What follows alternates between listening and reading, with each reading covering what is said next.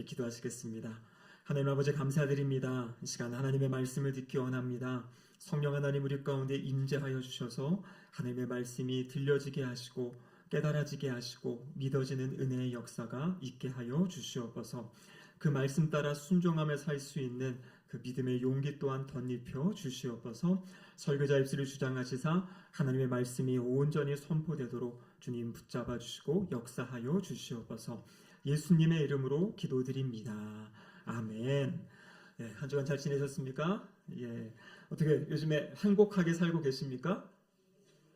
예, 웃으시는 거는 뭐죠?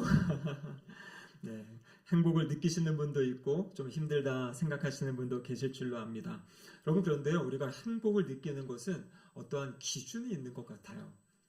수년 전에 우리 한국의 아이들, 학생들에게 너희들은 행복함을 느끼며 살아가니 했더니 많은 아이들이 저는 불행합니다 라고 대답을 했다고 합니다. 가장 큰 이유가 무엇이냐면 성적 때문에 그렇대요.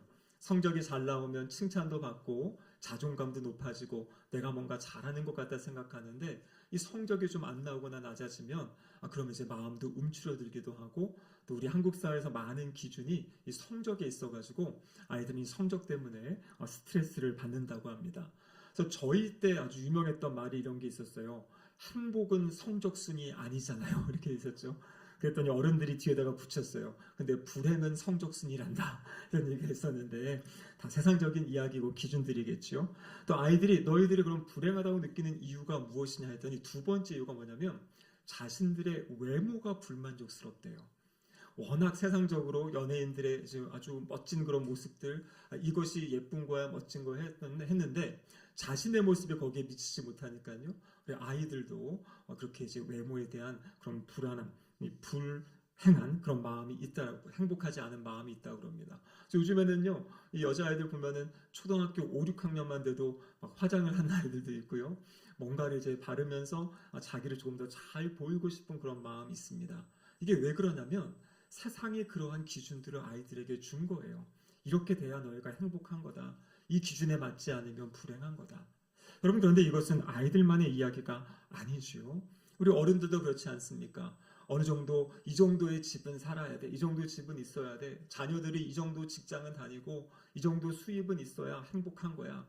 1년에 몇 번씩 어디 여행을 좀 가야 되고 어떤 음식을 또 먹어야 되고 그러면서 우리가 이제 SNS, 요즘은 뭐 카톡도 그렇고 뭐 페이스북이나 이런 거 보면 거기 수많은 사람들이 자신의 가장 행복한 순간들을 올리는 분들이 많아요. 그래서 여행 가서 찍은 사진이라든지 맛있는 음식을 먹는 사진, 함께 모여서 이렇게 교제하는 사진. 그래서 이런 연구 결과도 있습니다. 이 온라인 SNS를 많이 하는 사람일수록 우울감이 커진다. 왜냐면 다른 사람들은 다 행복해 보이고 다른 사람은 다 누리는 것 같은데 나는 그렇게 못 사는 것 같고 나의 삶은 되게 팍팍한 것 같고 힘든데 다른 사람들은 다르게 사나 보다, 이런 마음 때문에 우울감들 이런 것들이 찾아온다고 이야기하고 있습니다.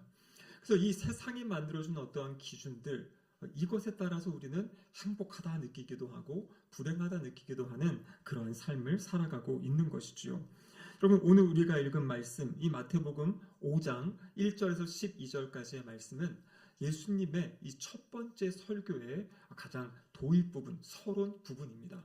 우리가 지금 생명의 삶과 또 새벽 기도 때마다 마태복음 말씀을 함께 이렇게 묵상하고 살펴보고 있는데요. 이 마태복음은 28장까지 있는데 그 안에 5편의 예수님의 설교의 말씀이 있습니다.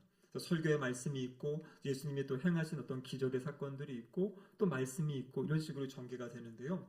오늘 이 5장에서 7장까지는 첫 번째 설교의 말씀이에요. 근데 오늘 본문 1절에 보면 이렇게 기록되어 있죠. 예수께서 무리를 보시고 산에 올라가 앉으시니 제자들이 나온지라 입을 열어 가르쳐 이르시되. 그러니까 지금 아마 예수님이 산 위에 둘러앉으셨지만요, 오늘 이 예배의 자리처럼 아래 제자분들이 앉아 계시고 예수님이 이제 하나님의 말씀을 가르쳐 주시는 그러한 장면입니다. 근데 이 마태복음 5장, 6장, 7장의 말씀이 바로 권위 있는 주님의 말씀이다. 그래서 산상수훈이라고도 하고요. 또 이것이 너무나 은혜롭고 복된 말씀이다. 그래서 산상보훈이다. 이렇게도 이제 말씀을 하십니다. 여러분, 여기 나와 있는 말씀대로만 살면 정말 세상이 아름다워질 것 같아요. 세상이 너무나 좋아질 것 같습니다. 그래서 우리가 잘 알고 있는 러시아의 대문호인 톨스토이라든지 인도의 간디 이런 분들은 이 산상수훈의 말씀, 이 말씀을 이게 정말 고결한 윤리이다. 온 세상 사람들이 이 말씀대로 살아가면 좋겠다. 여러분 우리가 잘 알다시피 인도의 간디 같은 경우에는 인도의 그 독립운동을 하고 할 때 이 비폭력, 무저항 근데 그 정신이 바로 이 산상수훈의 이야기를 가지고 했다라는 것을 잘 알고 있습니다. 그만큼 여기 나와 있는 메시지들은 이대로만 살면 이대로만 우리가 살 수 있으면 정말 세상이 좋아지겠다라고 하는데요. 사실 근데 이 말씀은 어떤 도덕적인 지침도 아니고 윤리적으로 우리가 따라야 될 기준도 아닙니다. 그 어느 누구도 이 산상수훈의 말씀대로 자기의 힘과 자기의 노력으로는 살아갈 수가 없어요. 너무나 높은 기준을 가지고 있습니다. 그래서 이 말씀은 오직 예수 그리스도를 믿는 하나님의 백성들이 하나님의 다스림, 하나님의 통치하심, 성령님의 역사하심 가운데 있을 때만 이 살아갈 수 있는 또 열매로 나타나는 그러한 모습이 바로 마태복음 5장에서 7장까지의 말씀입니다. 그럼 여러분 이 5장에서 7장까지 예수님의 첫 번째 설교의 내용에 첫 번째 말씀이 무엇이냐면 복에 대한 말씀을 하고 계신 거예요.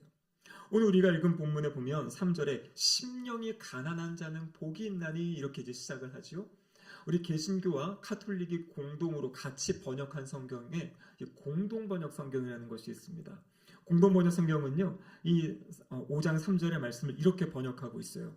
마음이 가난한 사람은 행복하다. 슬퍼하는 사람은 행복하다. 온유한 사람은 행복하다. 여러분 좀 느낌이 다르지 않습니까? 복이 있다라는 것과 행복하다라는 것 좀 달라요. 근데 사실 여기 복의 의미는 이 행복이라는 의미를 포함하고 있는 내용입니다. 그러니까 주님이 우리에게 가장 먼저 가르쳐 주신 말씀은 너희가 행복한 사람이다라는 것을 말씀해주고 싶으신 거예요. 그리고 너희의 삶이 행복한 삶을 살아가면 좋겠다. 그 행복을 잃어버리지 말고 행복을 놓치지 말고 살아갈 것을 말씀하고 계십니다. 여러분 왜 이런 말씀을 전하셨겠습니까? 바로 하나님이 우리의 아버지이시기 때문입니다. 여러분 부모의 행복은 어디서부터 오게 됩니까? 자녀들이 행복할 때잖아요.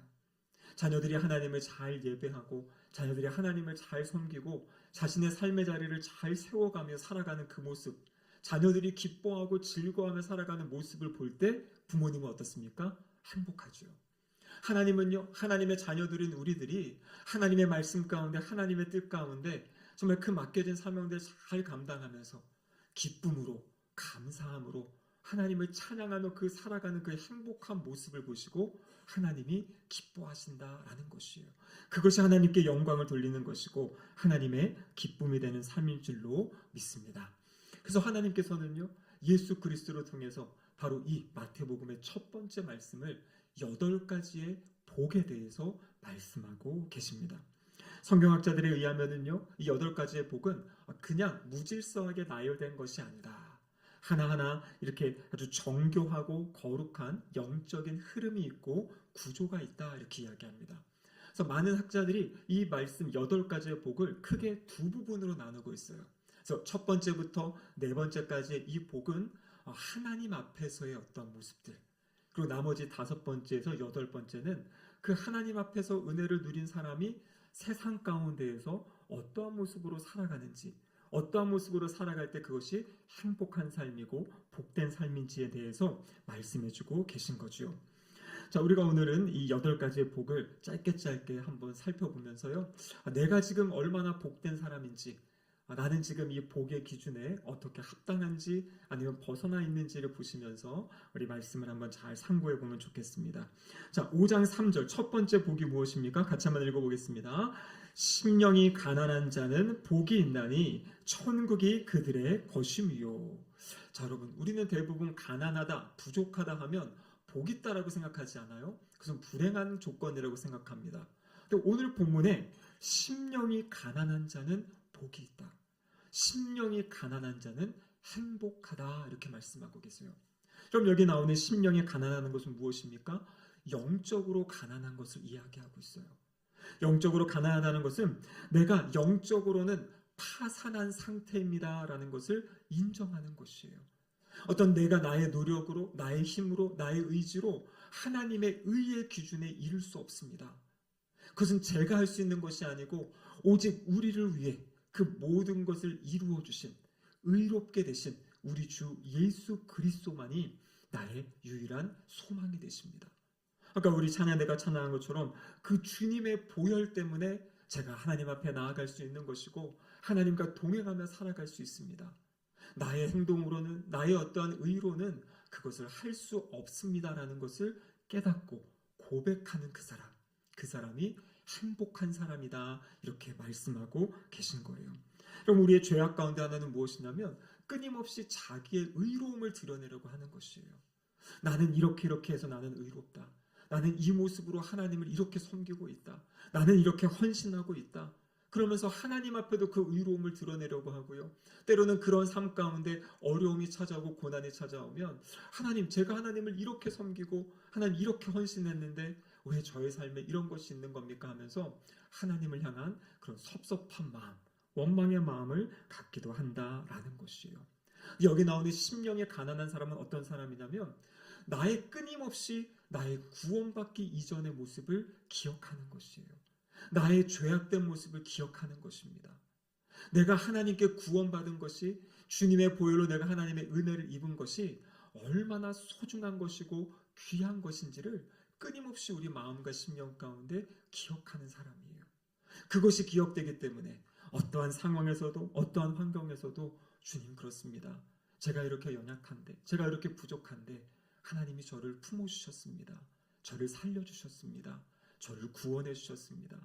제가 주님을 위해 살아갈 수 있는 것도, 이 선한 생각을 할 수 있고 주님을 섬기고 봉사하는 이 모든 것도 하나님이 저를 구원해 주셨기 때문에, 저에게 은혜 주셨기 때문에 제가 이렇게 살아가는 것입니다. 그래서 주님 앞에 조금도 자신의 의를 드러내지 않고 하나님 앞에 낮아진 그 모습으로 하나님의 은혜를 간구하는 삶, 여러분, 그 삶이 바로 복 있는 삶이다 말씀하고 계신 거예요. 그럼 여기서 넘어서는 순간부터 우리의 마음에 교만함이 싹트고 자기를 드러내려는 순간, 그 순간부터 모든 불행의 일들이 우리의 삶에 찾아오게 돼 있어요. 그 안에서 다른 사람이 나를 인정해주나 인정해주지 않나 비교하게 되고요. 다른 사람들의 시선을 신경 쓰게 되고요.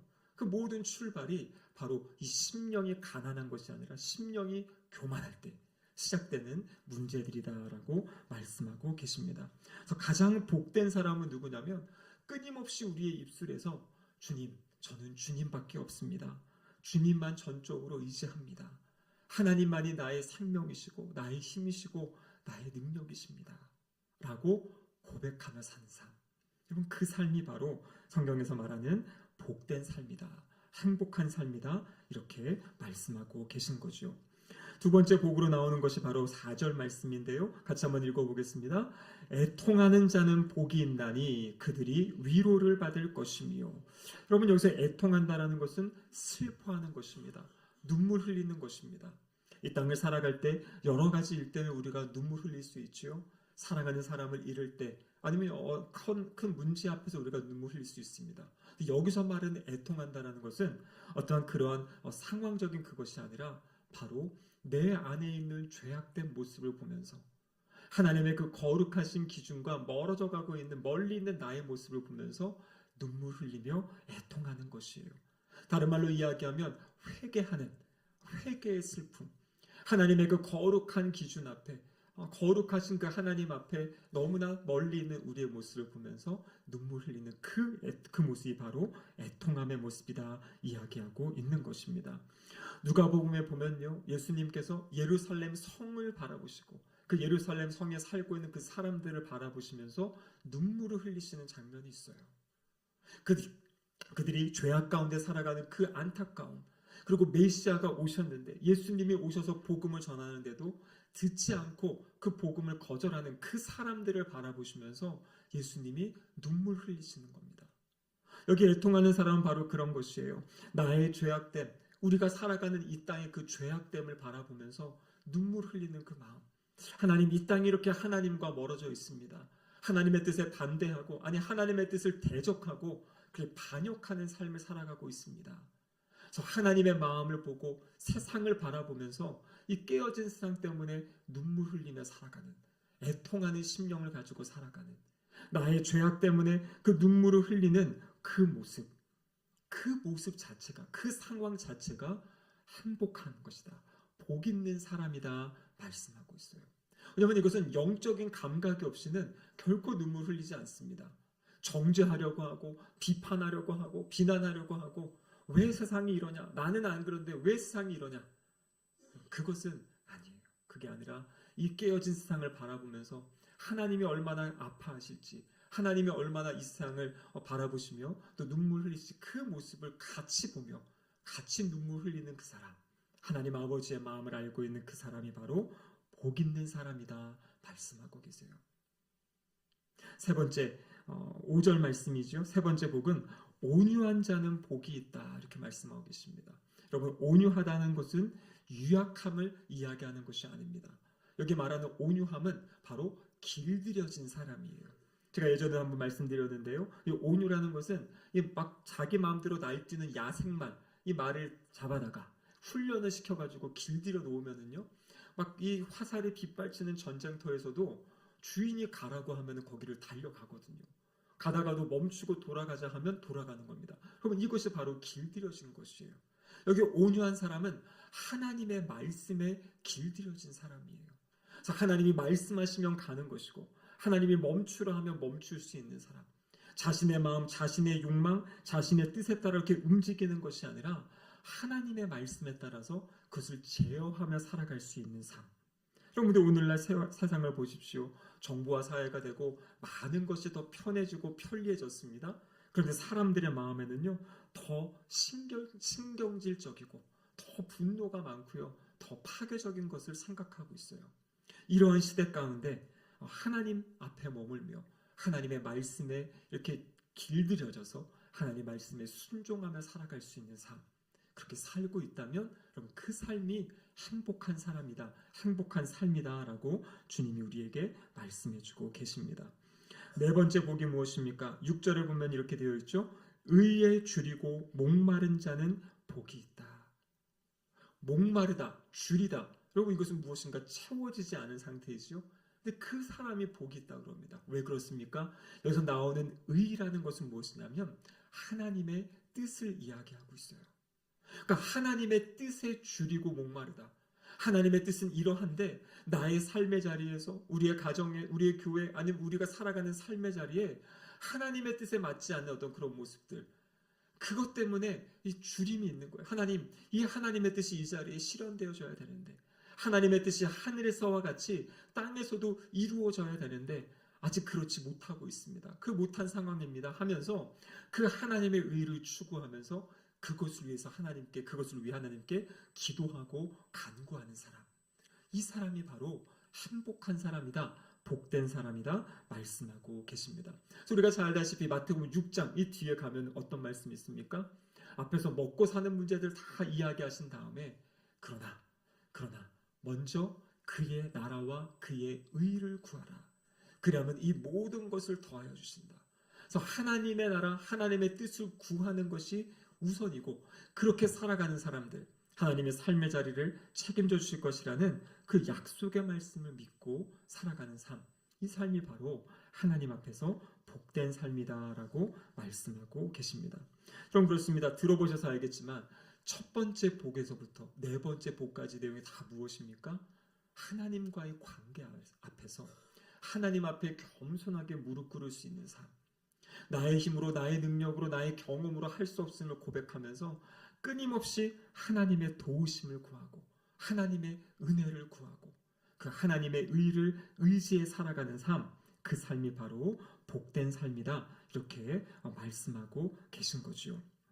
여러분, 이렇게 하나님 앞에서 복을 누리는 사람, 이 사람이 세상 가운데 또 어떻게 복되게 사는지가 이제 다섯 번째부터 복이 나와 있는 거죠. 다섯 번째 복이 무엇입니까? 7절에 보면 이렇게 기록되어 있죠. 긍휼히 여기는 자는 복이 있나니 그들이 긍휼히 여김을 받을 것이며. 여러분, 긍휼히 여긴다는 것이 무엇입니까? 불쌍히 여기는 것이에요.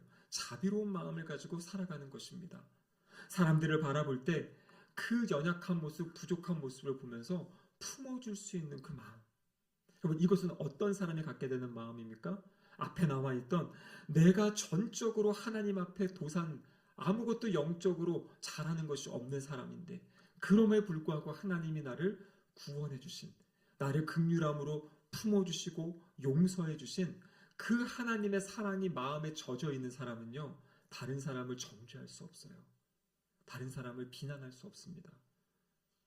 똑같은 모습이니까요. 다른 사람을 정죄하고 비난한다는 것은 나는 괜찮은 사람인데, 나는 의로운 사람인데, 이런 모습이거든요. 그래서 하나님의 그 은혜에 젖어 있는 사람은 다른 사람들을 바라볼 때 이 긍휼함의 마음을 가지고, 자비함의 마음을 가지고 다른 사람을 대하는 것이에요. 여러분, 우리의 삶의 자리 가운데 그러한 마음이 느껴질 때 있지 않습니까? 그럴 때 어떤 마음이 듭니까? 내가 조금 자랐구나. 조금 더 성장했구나. 예전 같으면 막 화를 낼 수도 있고 분을 낼 수도 있고 다툴 수도 있는 상황에서 내가 다른 사람을 더 용납해주고 품어주고 그들을 내가 인정해 주었다라고. 여러분, 이것이 바로 영적으로 자라가고 성장한 사람의 모습이다라는 것입니다. 내가 그를 긍휼히 여길 때, 우리 산상수훈의 중요한 황금률이 있죠. 남에게 대접을 받고자 하는 대로 너희가 먼저 남을 대접하라. 주님의 뜻은요, 우리가 먼저 하는 것이에요. 다른 사람이 나에게 좋은 말을 해야 나도 좋은 말을 하지. 그럼 그것이 아니라 먼저 우리가 좋은 말을 하고 먼저 우리가 용서해주고 품어줄 때, 그때 그 은혜의 반응들이 함께 나타나게 된다라고 말씀하고 계십니다. 여섯 번째 복이 무엇입니까? 8절 말씀인데요. 마음이 청결한 자는 복이 있다. 여러분, 여기 청결하다는 것은요, 나누어지지 않은 마음, 진실한 마음, 정직한 마음, 투명한 마음을 이야기하고 있어요. 많은 사람들이 이렇게 무엇인가를 덮어놓고 자신의 것을 가리려고 하고 더 잘 보이려고 하고 좋게 보이려고 하고 그것 때문에 긴장하고 살아가는 세상이지 않습니까? 그런데 자기의 마음을 그냥 다 펼쳐놓는 거예요. 자기의 마음을 그냥 고백하는 겁니다. 그렇게 할 수 있는 관계, 그렇게 할 수 있는 마음의 여유, 그럼 이게 어디서 나오는 거겠습니까? 하나님이 주시는 은혜가 있을 때 이렇게 살아갈 수 있는 것이에요. 그래서 그 마음을 표현하고 깨끗하고 정결한 마음으로 사람을 대한다. 그럴 때 이 사람들과의 아름다운 관계들이 맺혀지고 세워지는 그 모습을 보게 된다라는 거지요. 일곱째 복 9절의 말씀인데요. 화평하게 하는 자는 복이 있나니 그들이 하나님의 아들이라 일컬음을 받을 것이다. 그럼 우리가 하나님의 자녀로 살아갈 때 우리의 삶의 자리에 분쟁이 있고 갈등이 있습니다. 없을 수가 없어요. 예수님이 마태복음 10장에서 뭐라고 말씀하셨냐면, 내가 세상에 화평을 주러 온 줄로 생각하지 말라, 검을 주러 왔다, 이렇게 말씀하세요. 나 때문에 아버지와 자식의 관계가, 어머니와 딸의 관계가, 그리고 며느리와 며느리와 그 어머니의 관계가 불화가 있을 것이다, 이렇게 말씀하셨습니다. 이게 무슨 말입니까? 다른 가치관을 가지고 살기 때문에 부딪힐 수밖에 없다라는 거예요. 갈등이 일어나고 분쟁이 일어날 수밖에 없다라는 것입니다. 근데 오늘 이 일곱 번째 복은 뭐냐면, 그 불화, 갈등의 상황 가운데 그 상황을 화평하게 만들어가는 사람. 그 문제는 당연히 있는 거고요. 마주하게 되는 거고요. 근데 그 상황에서 그 상황을 화평함으로 변화시켜가는 사람. 그 사람이 복된 사람이다. 복 있는 사람이다. 이렇게 말씀하고 계신 거예요. 그래서 이 세상에 살아가는 삶의 모습이 세상의 어떤 가치와 기준, 그럼 세상 사람들은 어떻습니까? 관계가 깨어지면 안 보면 그만이지 하고 끊어버리잖아요. 근데 주님의 뜻은 무엇이냐면, 깨어진 관계 가운데서도 나에게 허락하신 그 관계들을 아름답게 만들어가는, 평화로 만들어가는 그 삶이 복된 삶이다 말씀하고 계십니다. 마지막 여덟 번째 복이 무엇입니까? 의를 위하여 박해를 받는 자는 복이 있다. 그럼 박해가 무엇입니까? 핍박이거든요. 나를 욕하고 모욕하고 그런데 그 사람에게 복이 있다라고 말씀하세요. 이어지는 11절은 더합니다. 나로 말미암아 너희를 욕하고 박해하고 거짓으로 너희를 거슬러 모든 악한 말을 할 때에는 너희에게 복이 있다. 그러면서 뭐라고 말씀하십니까? 기뻐하고 즐거워하라. 그럼 내가 선한 일을 가지고 선한 마음을 가지고 하나님 일을 열심히 하는데 나를 오해하는 사람이 있고요. 그것 때문에 나를 욕하는 사람도 있고요. 시기하는 사람도 있고 질투하는 별의별 사람이 다 있습니다. 우리의 마음을 상하게 하는 사람이 있어요. 근데 오늘 본문에 주님이 뭐라고 말씀하십니까? 그런 상황에 처해 있다면 기뻐하고 즐거워해라 이렇게 말씀하세요. 이유가 무엇입니까? 하늘에서 너희의 상이 크다. 너희 전에 있던 선지자들도 하나님 믿고 하나님 나라를 위해 살아갈 때 그러한 박해를 받고 핍박을 받았다. 신앙생활하면서 그런 어려움을 겪는 것, 그것은 선지자의 반열에 같이 동참하는 거다. 그렇기 때문에 기뻐하고 즐거워하라 말씀하고 계십니다. 여러분, 이것이 하나님의 말씀이 아니라면 너무나 역설적이기 때문에 우리가 받아들일 수 없어요. 근데 여러분, 하나님의 은혜 가운데 머물 때, 하나님의 임재 안에 머물 때 이 세상의 기준이 아닌 하나님이 말씀하신 이 복을 누리며 행복하게 살아갈 수 있다라는 것을 오늘 본문이 우리에게 말씀해주고 계십니다. 그래서 이 교회 성경에서 말하는 행복의 기준은 세상의 기준이랑 다릅니다. 눈에 보이는, 세상의 대부분의 기준은 눈에 보이는 기준들이지요. 하지만 성경에 나오는 기준은 영적인 기준들, 그리고 관계적인 기준이에요. 사람들과의 관계, 하나님과의 관계, 그 관계가 어떠한가, 그것이 바로 행복의 기준이 된다라고 말씀하고 계십니다. 마지막으로 여러분 말씀드리면은요, 오늘 3절과 10절, 그러니까 첫 번째 복과 마지막 복의 약속의 말씀이 같아요. 3절의 마지막에 보면 심령에 가난한 자는 천국이 그들의 것이다 이렇게 말씀하시죠. 그리고 마지막 8번째, 의를 위하여 박해받는 자는 천국이 그들의 것이다. 근데 여러분, 여기서 천국이 그들의 것이다의 시제가 무엇이냐면 현재 시제로 되어 있어요.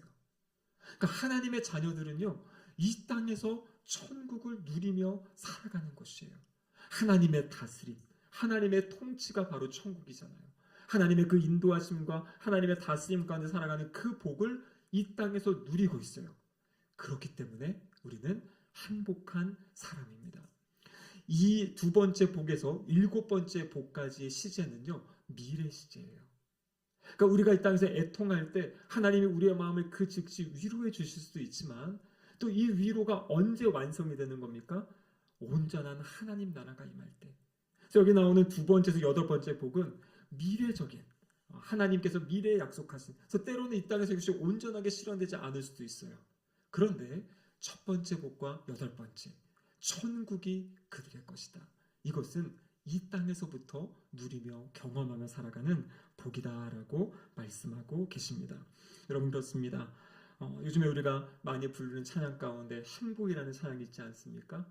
눈물 날 일도 많고 슬픈 일도 많고 어려운 일도 많고, 그런데 하나님의 자녀로 살아가는 것, 하나님의 자녀로 하나님을 알고 하나님을 예배하고 하나님이 주시는 그 위로와 격려를 가지고 하나님의 말씀에 인도하심을 받고 살아가는 삶, 그것이 바로 하나님의 자녀의 삶이고 그것이 행복한 삶인 줄로 믿습니다. 하나님 안에 거하는 모든 사람은요, 이미 복을 받은 사람이에요. 그래서 우리가 해야 될 것은 그 복을 주님과 함께 누리며 살아가는 것입니다. 이번 한 주간도 주님과 함께 동행하며 이 복을 누리며 살아가는 우리 모든 성도님들 되시기를 주님의 이름으로 축복합니다. 아멘. 기도하시겠습니다. 하나님 아버지, 감사드립니다. 오늘도 말씀을 통해 진정한 행복의 기준이 무엇인지 말씀하심에 감사드립니다.